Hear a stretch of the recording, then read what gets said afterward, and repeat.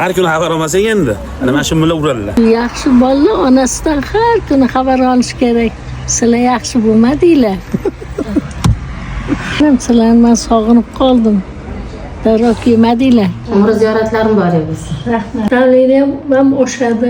200 ham bo'lib qoladi. Qatliga bordingiz endi yo'ligimda ona. O'tov. Nima yedingiz? Motor somsa, shashlik yedik. Asa sizlarni kutib ko'p qolib ketdinglar-ku u yoqda. O'zbekistonda emas deydi. Ona xafa bo'lmang endi. Bular qo'ymayman deyapti ichkariga. Endi faqat ayollarni o'zi kirar ekanda, yoki Ben onamni olib kirmasam bo'lmaydi, yura olmaydilar. Erkaklar umuman kirishi mumkin emas.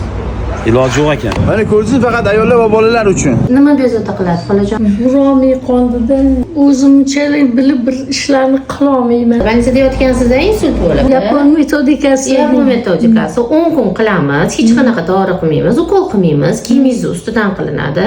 Og'riqli muolaja bo'lmaydi. Umrida qiynalmaysiz inshaalloh.